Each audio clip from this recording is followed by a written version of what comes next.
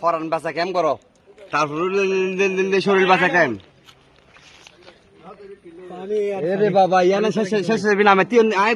এই জায়গাটা হচ্ছে কেউচিয়া ৩ নাম্বার ওয়ার্ডের দিকে ১, ২, ৩ আমরা ১, ২, ৩ থেকেই এখানে আসছি, আস্তে আস্তে এখানে কান্তর বাড়ি ওদিকে যাচ্ছি। আচ্ছা আমরা সামনে গিয়ে আমি আরো কিছু দেখাবো। তো এখানে আমি যতটুকু দেখতে পাচ্ছি ১ বুক সমান পানি। এখানে আপাতত আমার যেটা মনে হচ্ছে এখানে খাবারই প্রয়োজন। ওনারা মনে হয় মোটামুটি রান্না বান্না করতে পারছে।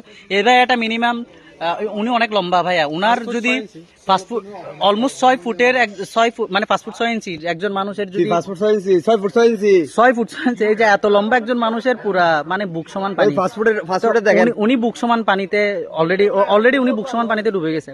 তো এখানে আমি যতটুকু দেখতে পাচ্ছি এখানে এখনো খাবারের প্রয়োজন আছে, বিশুদ্ধ খাবারের পানির প্রয়োজন আছে। এই যে আমার পকেটে দিবেন হয়তো গিয়ার দিলাম দিবে তো এখন এখানে বিশুদ্ধ খাবারের পানি খুবই প্রয়োজন, আমি যেটা দেখতে পাচ্ছি খুবই নিট। এখন যারা চিন্তা করতেছেন যে এখানে মেডিকেল ক্যাম্প করবেন আপাতত এখানে এসে, এটা পসিবলই না। যদি এরকম কিছু করা মানে করতে পারে তাহলে আমার মনে হচ্ছে যে দস্তিদারহাট হয়তো ওখানে মোটামুটি শুকনো আছে, ওখানে বসে ওখানে হয়তো কেউ করতেছে বা করবে, এরকমই দেখতে পাচ্ছি। এখানে এদের যা প্রয়োজন বিশুদ্ধ খাবার পানি সবচেয়ে বেশি নিট, আর এর পাশাপাশি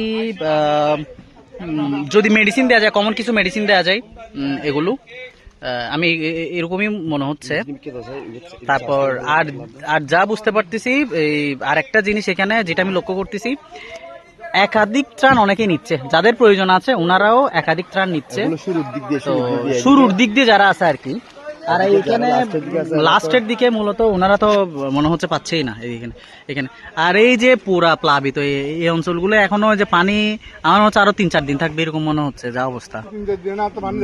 মানে পানি একদম স্থির, মানে এখানে কোনো যে পানি নেমে যাচ্ছে এরকম কোনো স্রোতই নাই।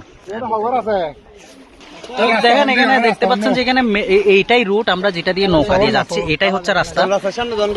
এই যে ওনাদের বাড়িগুলো যে এখনো যে প্লাবিত, ওনারা মানে বের হওয়ার যে একটা নাই, সুযোগ সুবিধা নাই, মানে এই অবস্থা ওনারা দেখেন।